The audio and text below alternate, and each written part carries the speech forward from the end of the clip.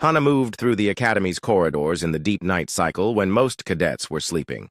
She had been doing this for 2 weeks now, ever since her conversation with Tae-hyung in the dining hall. The maintenance passages were too small, for most alien species but perfect for humans, giving her access to areas she was not supposed to reach. Tonight she was heading to the combat training archives. Tae-hyung had found a way to access the Academy's database without triggering security alerts, and what they were discovering changed everything they thought they knew about their situation. She slipped through a ventilation grate and dropped silently into the archive room. Banks of storage devices lined the walls, containing hundreds of years of training records and combat footage. Tae-hyung was already there, his fingers dancing across a holographic interface as data streams flowed around him. "Find anything new?" she whispered. "More than I expected," he replied without looking up. "Watch this." A hologram appeared showing combat training footage from 50 years ago. 2 cadets were sparring in the same arena where Hana trained every day. One was a saurian like Commander Vexital, the other was from a species she did not recognize, bipedal but covered in thick fur with powerful legs. "The furry species is called Ursani," Tae-hyung explained. "They were admitted to the Academy 60 years ago. Watch how this fight plays out." The Ursani cadet was clearly outmatched at first. The saurian was faster and more aggressive, landing several hits that sent his opponent stumbling. But as the fight continued, something changed. The Ursani began to adapt, learning from each exchange, getting better with every passing moment. "Look at the timestamp," Tae-hyung said. The fight lasted 18 minutes. By the end, the Ursani cadet was dominating, using techniques he had learned during the battle itself to overwhelm his opponent. The saurian eventually submitted. "Now watch a current human training session," Tae-hyung said, switching to recent footage of Ji-won sparring with Morgeth. The pattern was identical. Ji-won started poorly, taking damage and appearing overmatched. But as the fight progressed, she began to adapt and improve. Her movements became more precise, her counters more effective. At the 7-minute mark, she was starting to match Morgeth's pace. Then the instructor stopped the fight and declared Morgeth the winner. "They're ending our matches right when we start to turn the tide," Hana said. "Every single time," Tae-hyung confirmed. "I've analyzed 200 hours of human combat footage. The pattern is consistent. We never get to fight long enough to show what we can really do." Hana studied the data streams flowing around them. "What happened to the Ursani?" "That's the interesting part," Tae-hyung said, pulling up another file. "After their cadets started, consistently beating other species in extended combat, the Academy changed their training protocols. Shorter matches, different evaluation criteria, new rules that favored quick, decisive victories over endurance battles. They rigged the system." "Exactly, and it worked. Ursani military performance declined. They went from being considered elite warriors to average soldiers within a generation. Their own confidence was broken." Hana felt anger building in her chest. "How many species has this happened to?" Tae-hyung's expression was grim. "At least 12 that I can identify. Any species that showed potential to challenge the established hierarchy was systematically undermined. Their strengths were turned into weaknesses through carefully designed training protocols." "But why?" Hana asked. "Why would they do this?" "Because the current system works for them," a new voice said from the darkness. Both humans spun around to find Ji-won emerging from the shadows. She had been listening to their conversation. "I've been thinking about this for weeks," Ji-won continued. "The Academy isn't really about training the best soldiers. It's about maintaining the existing power structure. Species like the saurians and Cronins stay on top, everyone else accepts their place below them." Tae-hyung nodded. "And humans represent a potential threat to that structure. Our adaptability makes us unpredictable. Our endurance makes us dangerous in extended conflicts. Our willingness to use unconventional tactics makes us hard to counter. So they're making sure we never realize what we're capable of," Hana said. "The question is, what do we do about it?" Ji-won asked. Hana looked at the combat footage still playing in the hologram. The Ursani cadet from 50 years ago fought with determination and skill, but there was something missing. He fought like he was trying to prove himself to his instructors, seeking their approval. "We stopped trying to win their game," she said finally. "We make them play ours." Over the next 2 weeks, the three humans began to train in secret. Using the maintenance passages and abandoned sections of the academy, they practiced techniques that had nothing to do with the formal combat styles taught in classes. Hana drew on her street fighting experience from Seoul's underground districts. Ji-won incorporated tactics from human military history. Tae-hyung analyzed alien physiology to identify weaknesses and pressure points. They discovered things about themselves that months of formal training had never revealed. Humans could fight effectively while injured in ways that would disable other species. They could maintain focus and tactical thinking under extreme stress. Most importantly, they could adapt and learn during combat at a rate that seemed to surprise even themselves. "There's something else," Tae-hyung said during one of their secret training sessions. "I've been monitoring our biometrics during these practices. Our heart rates, neural activity, hormone levels, they're all different from what they showed during formal training." "Different how?" Ji-won asked. "During official training, our stress levels are through the roof. Our bodies are in constant fight-or-flight mode, which actually impairs performance. But during these sessions, we're relaxed and focused. It's like we're finally fighting the way we're supposed to." Hana understood. "Because we're not trying to impress anyone. We're just trying to get better." "Exactly. The Academy's training environment is designed to create psychological pressure that interferes with learning, for humans anyway. Other species might perform better under that kind of stress." Their secret training was interrupted one night when they heard footsteps in the corridor outside their practice room. All three humans froze as the sounds grew closer. If they were caught training without authorization, they would face disciplinary action that could end their academy careers. The footsteps stopped right outside their door. "I know you're in there," Commander Vextal's voice echoed through the metal walls. Hana's heart sank. This was it. They were caught. But when the door opened, the Saurian commander did not look angry. He looked curious. "Interesting technique," he said, studying the practice weapons they had been using. "Where did you learn to fight like that?" "Sir, we were just—" Ji-won began. "I have been watching you," Vextal interrupted. "All of you. Your official performance is below Academy standards, but your potential is unusual." The commander walked around the small room, examining their improvised training setup. "Tomorrow there will be a special exercise," he said finally. "A challenge. Match. Any cadet may face an instructor in single combat. The rules will be traditional. No time limits, no restrictions. Fight until submission or incapacitation." Hana felt her pulse quicken. This was what they had been preparing for without knowing it. "I suggest you consider participating," Vextal continued. "It would be an opportunity to demonstrate what humans are truly capable of." He paused at the door, looking back at them with those cold reptilian eyes. "Of course, if you lose, it will confirm what many already believe about your species. The choice is yours." After he left, the three humans sat in silence for several minutes. "It's a trap," Ji-won said finally. "Probably," Hana agreed. "The entire academy will be watching," Tae-hyung added. "If we fail, it won't just affect us. It will affect every human who comes after us."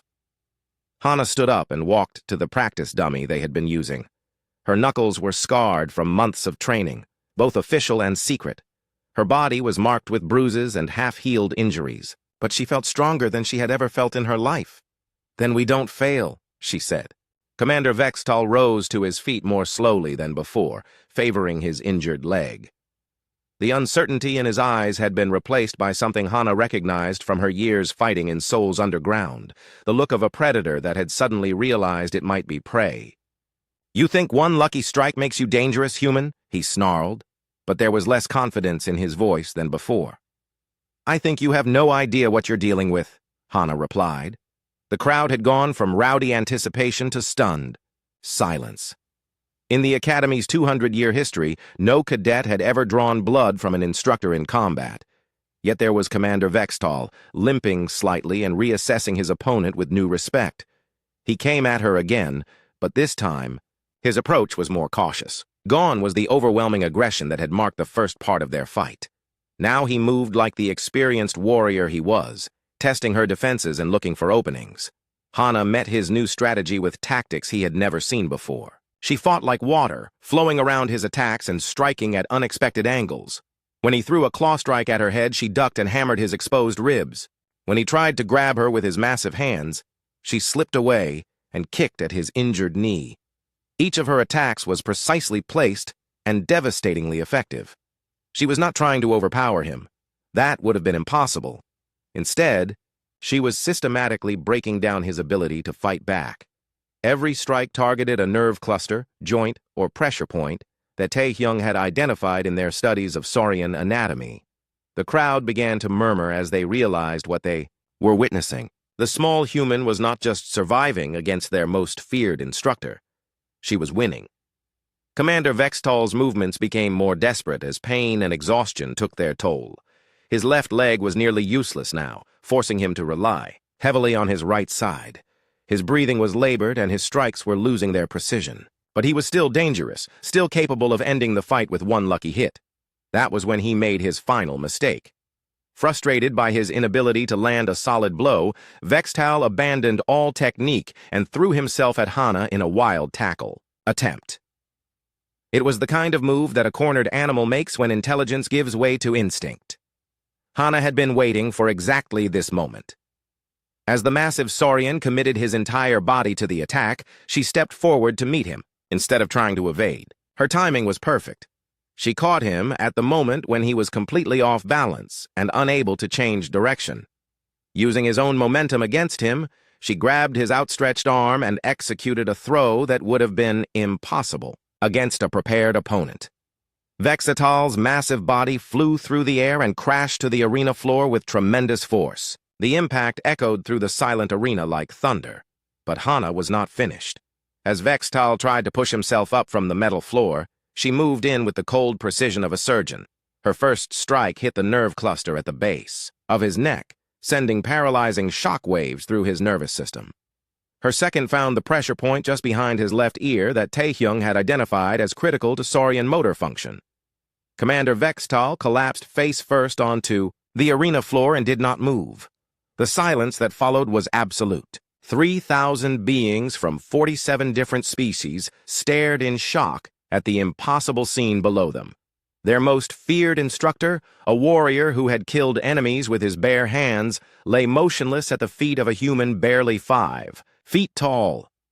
Hana stood over her fallen opponent, breathing hard but still ready to continue if necessary. When it became clear that Vextal was truly unconscious, she straightened and addressed the crowd in a voice that carried to every corner of the arena.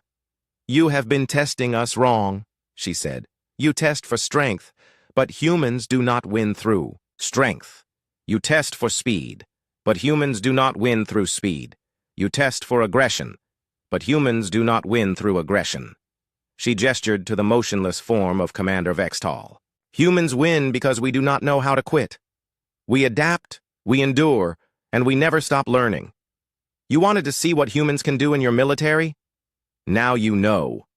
The arena erupted in chaos. Some species were shouting in outrage, others in amazement. A few were already leaving the stands, apparently unable to accept what they had witnessed. Medical personnel rushed onto the arena floor to attend to the unconscious instructor. Director Korthval's amplified voice cut through the noise. "The match is concluded. Victory to Cadet Lee Hana of Earth."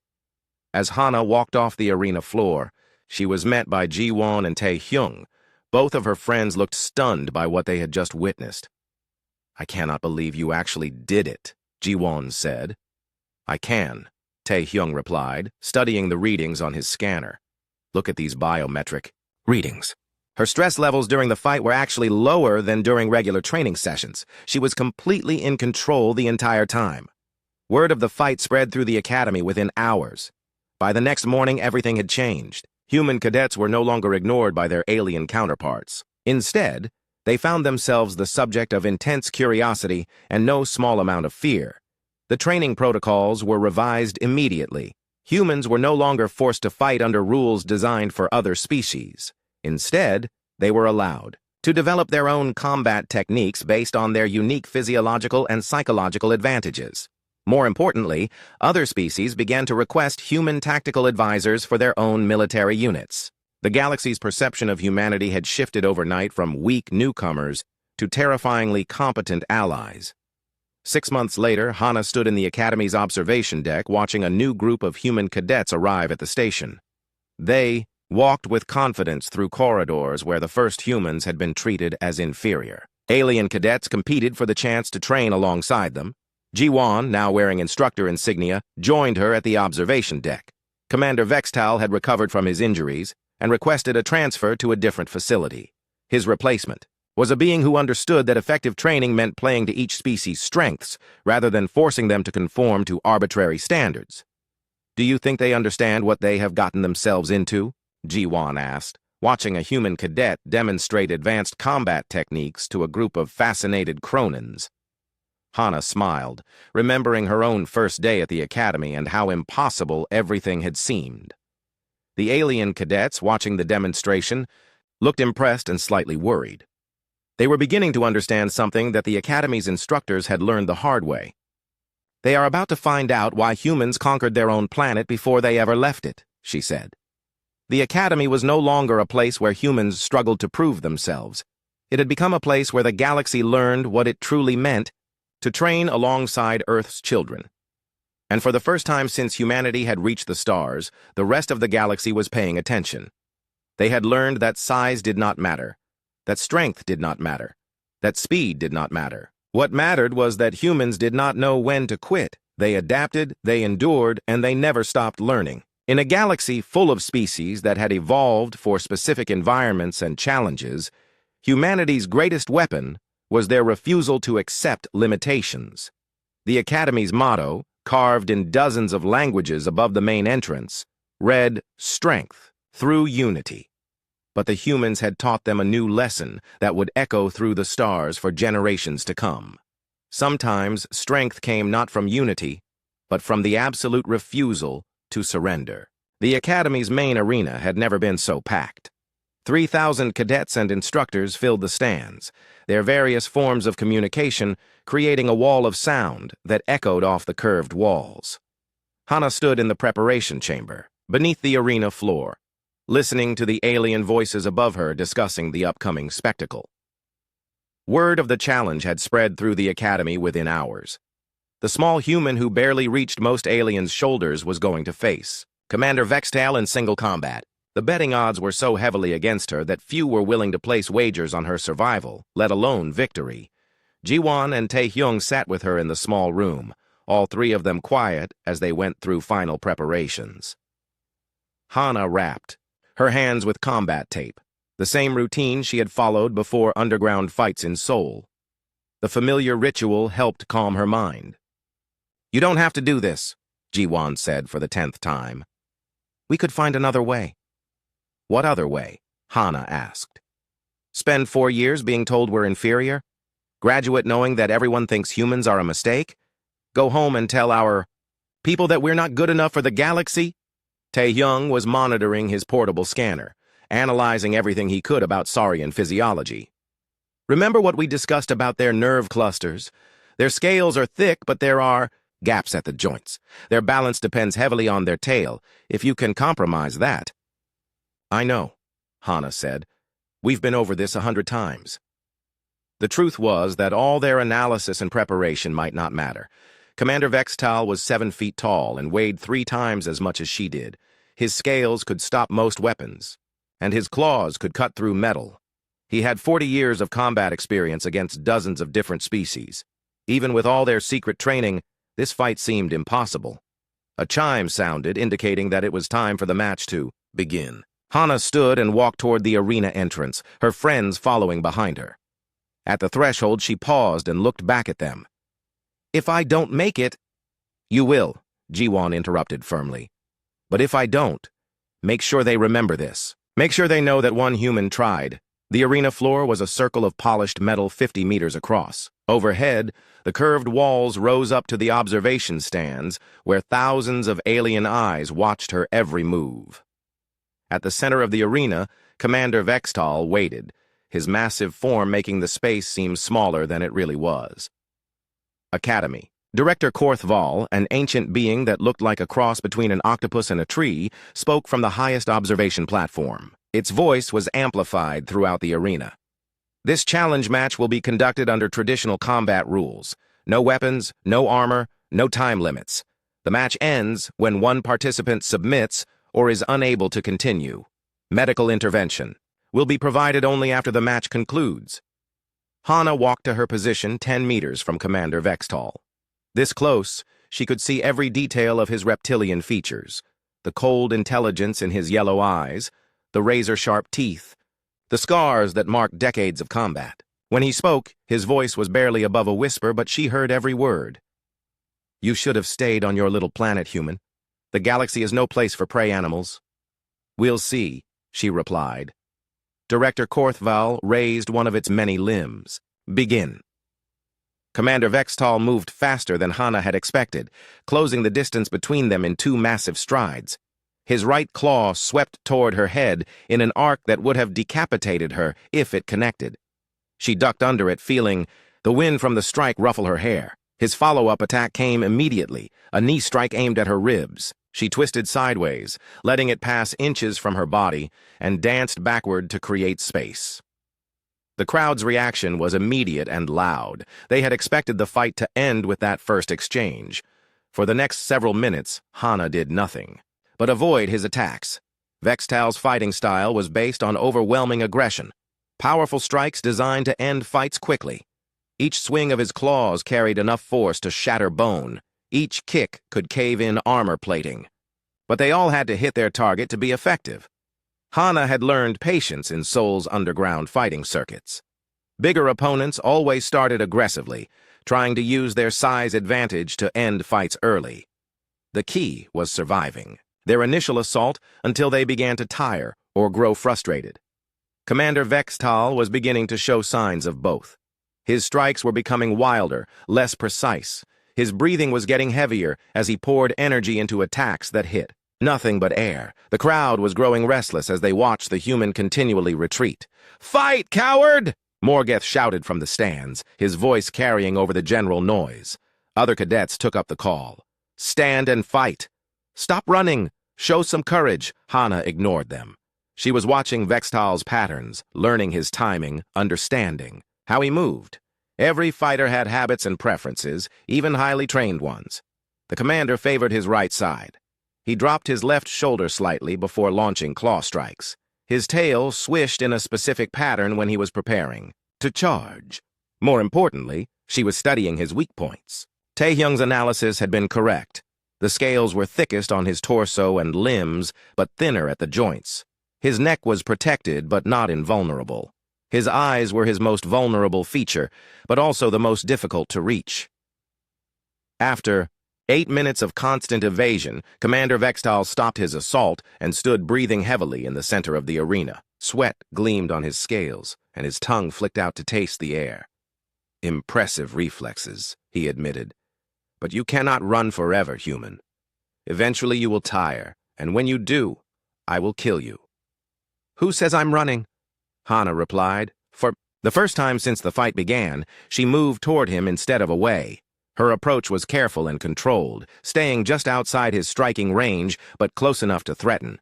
Vextal raised his guard and prepared for her attack. It did not come. Instead, she began to circle him, forcing him to turn and track her movement. His heavy breathing became more labored as he tried to keep up with her constant motion. She was making him work even when they were not actively fighting. "What are you doing?" he growled. "Learning," she said. The crowd was growing more agitated. This was not the kind of combat they expected to see. Most arena matches were brutal and direct, 2 warriors meeting in the center and trading blows until one fell. Hana was fighting like something else entirely. She was fighting like a human. Another 5 minutes passed with Hana circling and occasionally feinting attacks that forced Vextal to react. She was studying how he responded to different threats, cataloging his defensive patterns, watching for the tiny hesitations that would indicate fatigue or uncertainty. "Enough games!" Vextal roared and launched himself toward her in a full charge. This was the moment she had been waiting for. As the massive Saurian committed to his attack, Hana did something that no one in the arena expected. Instead of dodging, sideways or backward, she ran straight toward him. The collision should have crushed her. Commander Vextal outweighed her by 200 pounds and was moving at full speed. But At the last possible moment, Hana dropped into a slide that took her under his outstretched arms and between his legs. As she passed beneath him, she struck upward with both fists at the nerve cluster Tai Hyung had identified just behind his left knee. The impact sent shockwaves of pain up Vextal's leg and disrupted his balance. He stumbled and crashed to the arena floor with a sound like falling rocks. The crowd fell silent. Hana rolled to her feet and turned to face her opponent. As he struggled to rise, for the first time since the fight began, Commander Vextal looked uncertain. The human had hurt him, something that no cadet had ever managed to do.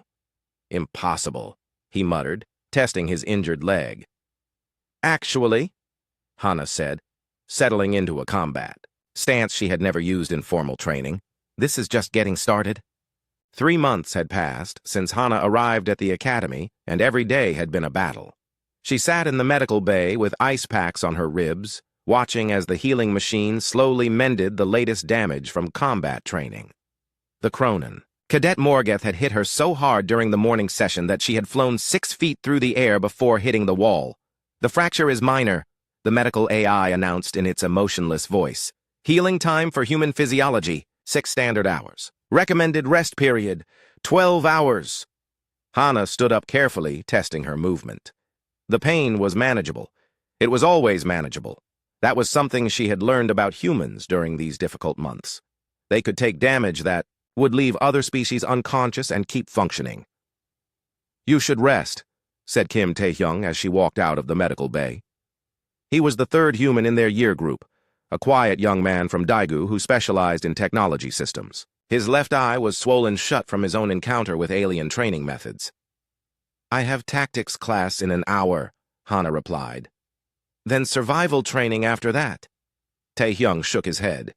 The instructors are trying to break us. Every other species gets recovery time after serious injuries. We get told to walk it off. It was true. Hana had noticed the pattern weeks ago. When a Saurian cadet suffered a training injury, they were given 3 days to heal. When a Tecton cadet was hurt, they received special equipment accommodations. When humans were injured, they were told that pain was weakness leaving the body. The corridor they walked through was filled with alien cadets heading to their next classes. A group of ethereal scouts floated past, their translucent bodies shimmering in the artificial light. They moved with grace and speed that made human movement look clumsy by comparison. Behind them, a squad of Cronins stomped by in formation, their heavy footsteps making the floor vibrate. None of them acknowledged the humans. 3 months ago, there had been curious stares and whispered conversations. Now there was only indifference. The other species had decided that humans were not worth their attention. Hana made her way to the tactics classroom where Commander Zeth Kar, a spider-like being with 6 eyes and razor-sharp intelligence, was projecting a 3-dimensional battle scenario in the air above his desk. The hologram showed 2 fleets of starships engaging in combat around a planet. Cadet Morgeth, the commander said as the massive Cronin entered the room. Analyze this battle and propose a winning strategy for the defending force. Morgeth studied the projection for several seconds. Overwhelming assault on the enemy flagship. Destroy their command structure and the rest will scatter. Predictable but effective. The Cronin approach to warfare has merit. Commander Zeth Kar's multifaceted eyes turned toward Hana. Human cadet, your analysis. Hana looked at the hologram, carefully. The attacking fleet was larger and more heavily armed, but they were spread out across a wide front. The defending ships were clustered around the planet in a defensive formation that looked weak, but might have hidden advantages. The attackers are overconfident, she said. Their formation assumes the defenders will either retreat or fight a straight battle. But if the defending ships pretend to retreat and draw the enemy close to the planet, they can use the gravity well and orbital defenses to create a killing field. The commander's eyes clicked as they refocused on her. Elaborate. Feint retreat. Draw them in, then hit them from multiple angles while they're trapped in the planet's gravity well. They won't be able to maneuver effectively and they're superior. Numbers become a disadvantage in confined space. Interesting. The commander manipulated the hologram, running Hana's suggested battle plan. The result showed the attacking fleet taking massive casualties as they were caught between the planet's defenses and the returning ships. Your species appears to have a talent for deception and misdirection. Other cadets in the class made various sounds that probably indicated disapproval. Hana had learned that most alien species viewed direct confrontation as honorable and anything else as cowardly. Humans, it seemed, were willing to use any tactic that worked. After tactics class, Hana found Jiwon waiting for her in the corridor. Her roommate looked exhausted, and there was something defeated in her posture that had not been there when they first arrived. "How was zero-gravity combat training?" Hana asked. "Brutal," Jiwon replied. "They paired me against Morgeth again. I think he's trying to prove something by beating up humans in front of the other cadets." They walked together toward the dining hall, joining the flow of alien students heading to their evening meal. The dining hall was arranged by species, with each section serving appropriate food. The human section was in a corner near the waste, disposal units. As they sat down with their meal rations, another human cadet approached their table. His name was Yoon Sokmin, and he was from Incheon. His face was covered in bruises, and one of his arms was in a medical support sleeve. "I'm done," he said quietly as he sat down. "I'm requesting transfer back to Earth." Ji-won looked up sharply. "Seokmin, you can't give up now. We're only 3 months in." "Look around." Seokmin gestured weakly at the dining hall. "We don't belong here. They're bigger, stronger, faster. Their technology is centuries ahead of ours. Even their basic training equipment is designed to hurt us." Hana followed his gaze around the room. The other species sat in groups, talking and laughing in their various languages. They looked confident and comfortable. The few humans were scattered and isolated, nursing injuries and looking defeated. "Commander Vextal pulled me aside after combat training today," Seokmin continued. "He told me that humans were admitted to the academy as an experiment. He said the experiment was failing and that we should save ourselves the embarrassment of formal failure." "He said what?" Jiwon's voice carried more anger than Hana had ever heard from her. "That we're evolutionary mistakes. That we evolved on a planet with no real predators, so we never developed proper survival instincts. That we're too weak and too emotional to be real warriors." Taehyung arrived at their table carrying his meal tray and looking thoughtful. "I've been analyzing the medical data from our injuries," he said without preamble. "I hacked into the medical AI's database." "That's against regulations," Jiwon said automatically. "So is systematic discrimination," Taehyung replied. "Do you want to know what I found?" Hana leaned forward. "Tell us." "Human bone density is actually 30% higher than the galactic average. Our muscle fibers are more efficient than most species. Our cardiovascular systems can operate under stress, levels that would kill a Saurian. And our pain tolerance is off the charts." Sokmin looked confused. "Then why do we keep losing in combat training?" "Because the training is designed wrong for our physiology," Taehyung explained. "They're testing us like we're small Cronins or weak tectons. But we're not. We're something completely different." Hana thought about this information as she ate her tasteless rations. Everything Taehyung was saying matched what she had observed during her months here. Humans took damage that should have hospitalized them and kept fighting. They recovered from injuries faster than expected. They adapted to new challenges with surprising speed. "There's something else," Taehyung said, lowering his voice.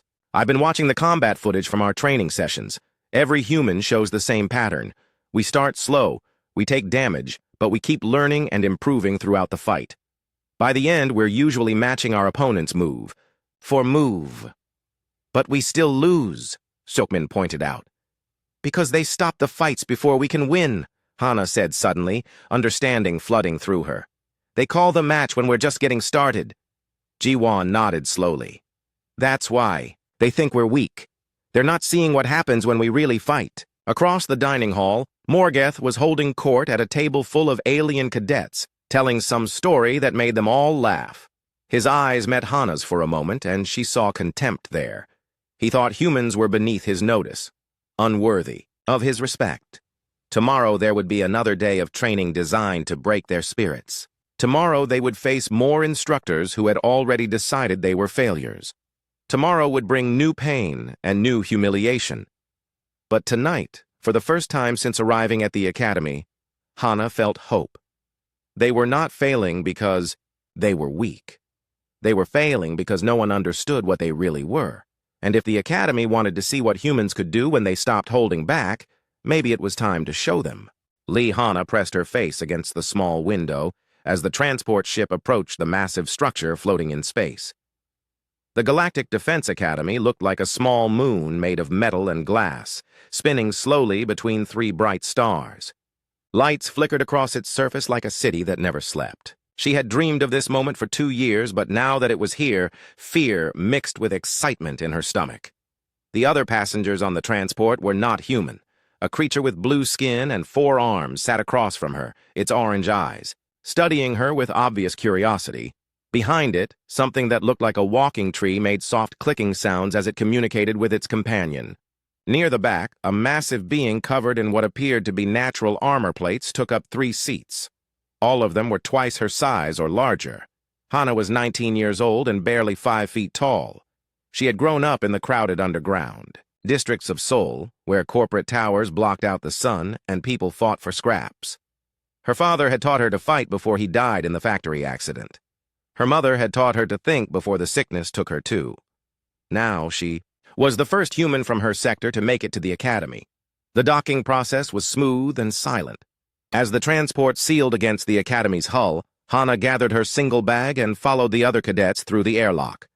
The corridor beyond was huge, clearly designed for beings much larger than humans. The ceiling stretched up nearly 20 feet, and the walls were covered in symbols from dozens of different languages. A voice echoed through hidden speakers in perfect human English. "All new cadets report to Orientation Hall 7. Follow the blue lights."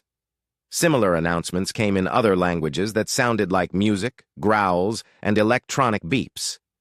Hana followed the blue lights set into the floor, walking alongside. Creatures that made her feel like a child among adults.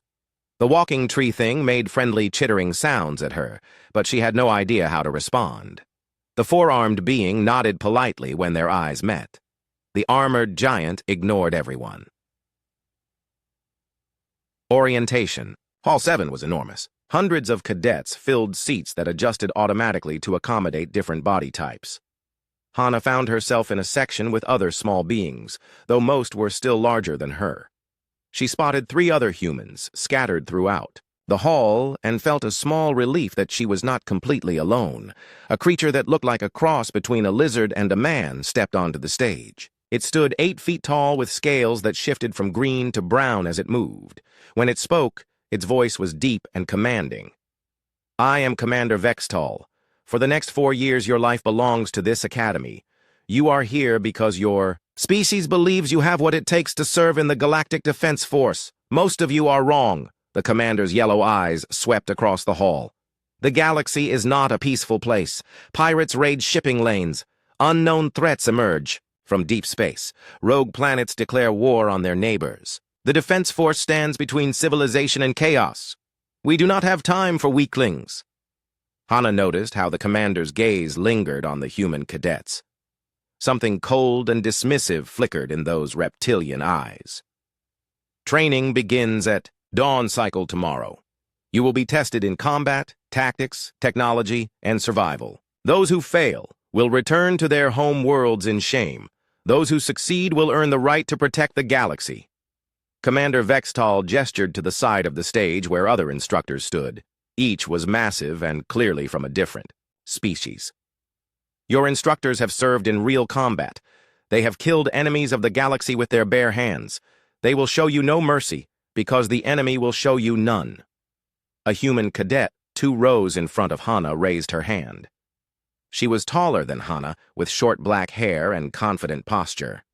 "Sir, what about species differences in training? Humans have different physical capabilities than—" Silence. The commander's voice cut through the air like a blade. "There are no species differences in death. The enemy will not care that you are small or weak or come from a low-gravity world. You will meet the same standards as every other cadet, or you will fail." The human cadet lowered her hand, but Hana could see her jaw clench with frustration. Around the hall, cadets from other species made sounds that might have been laughter. After orientation, cadets were assigned to dormitories. Hana found herself sharing a room with the human cadet who had asked the question. Her name was Park Ji-won, and she came from Busan. Her parents were both military officers in the human space force. "That was quite a welcome," Ji-won said as she unpacked her gear. I expected some prejudice, but not that level of hostility. Hana sat on her narrow bed and looked around the room. Everything was sized for beings larger than humans. The ceiling was too high, the chairs too big. Even the water dispenser was positioned too far up the wall. My father always said that when everyone expects you to fail, you have two choices, Hana said quietly. Give them what they expect or prove them wrong. Jiwon smiled. Which one are you planning? What do you think? That night, Hana lay in her bed, listening to the sounds of the academy around them. Strange calls and conversations in alien languages echoed through the corridors. Mechanical sounds hummed in the walls. Somewhere in the distance, something that sounded like combat training was taking place. She thought about her father's words. From years ago, when the older kids in their sector had cornered her in an alley. Size doesn't matter, Hana. Speed doesn't matter. Strength doesn't matter. What matters is that you never give up. Humans have something that makes us dangerous. We don't know when to quit. She had beaten those older kids not because she was stronger, but because she kept fighting when they expected her to surrender. She had taken hits that should have dropped her and kept coming. Eventually, they had been the ones to run away. Tomorrow, the real training would begin. Tomorrow, she would face instructors who had already decided she was too weak to belong here. Tomorrow, she would meet challenges designed to break her spirit and send her home in defeat. Hana smiled in the darkness. They had no idea what they were dealing with. Humans had not fought their way to the stars by knowing when to quit. They had gotten here by never giving up, never backing down, and never accepting that something was impossible. The Academy wanted to test her. Let them try. She had been tested by life itself, and she was still here. Whatever they could throw at her, she would find a way to overcome it. The question was not whether she would survive their training. The question was whether they were ready for what humanity could really do when pushed to its limits.